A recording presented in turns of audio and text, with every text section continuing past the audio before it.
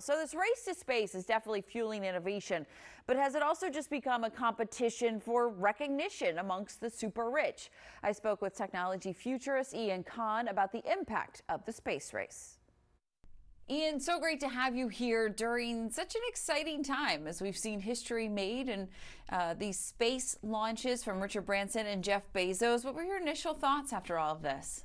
Well, thanks for having me, Kristen. I think it's really exciting to see something big happen in my lifetime. I mean, I was excited about that, that you're about to witness something that's never been done before, that's potentially the first step towards many greater things to come. So much hope for the future, but you see a lot of things where these are billionaires. This is a money race. Who can get to space first? This guy's got more than this guy.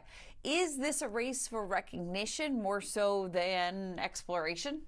Kristen, I think we have to look at the news, our events, the world around us in a very objective manner. I mean, if you go back 140, 150 years ago when the light bulb was invented, Edison spent about $800,000 in today's money inventing the first light bulb that lit for 2 hours or 3 hours. And if people at that time would have accused him of using all that money to invent a light bulb and they didn't know what it would be used for, I mean, guess where we would be right now? Innovation has a cost. Inventing something has a cost. And I think we're lucky in many ways that we've got people who are taking the initiative now and they're profitable. They run profitable businesses, companies. They employ hundreds of thousands of people who work in their organizations, and they have this extra chunk of money that they're able to invest in a breakthrough and in something new. I mean, if we started accusing people of just being billionaires and spending money on things like this, we would never move ahead of where we were. I don't have $1 billion to spend on anything, leave alone space exploration, right? I don't have $1 billion or the money to get on the next flight right now, but maybe one of these days. What do you think is the feasibility of this being a more common occurrence and humans going into space more often?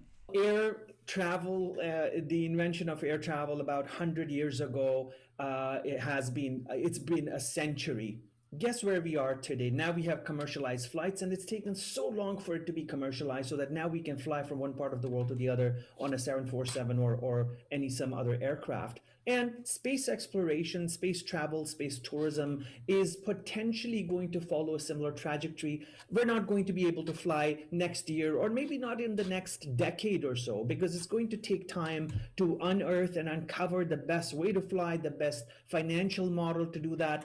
Yes, people who are billionaires and multimillionaires may be able to spend $10, $20 million to buy a ticket and fly to the edge of space. But I think for the common people, it's still going to be a while before we can potentially do that. Maybe the next generation, maybe our kids when they're older, or our grandkids. To that point, one of the best parts about watching this unfold is the excitement in the eyes of kids. I mean, I remember, sitting there watching space shuttles go up from our TV, but seeing the kids on the ground, seeing it right in front of their eyes, gives them so much hope. That's right, Kristen. And luckily today, technology is moving at an exponential pace. It's moving much faster than it was even a decade ago. So we can be hopeful that the next breakthroughs are going to be faster, and maybe next 5 years are going to be much more faster than the last 5 or the last 10.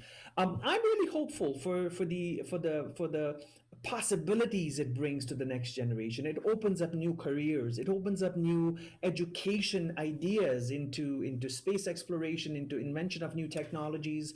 And by the way, this particular initiative of space travel by privatized companies is going to fuel innovation in other areas of life. It'll create hundreds of different products, and innovators and inventors and entrepreneurs will take these ideas and create different things, just like the previous space missions did that, right? The GPS system, the air tire pressure. There are hundreds of things and devices we use on an everyday basis that came as a result of space exploration of the past. It's also fascinating. For more on Ian, visit iankhan.com.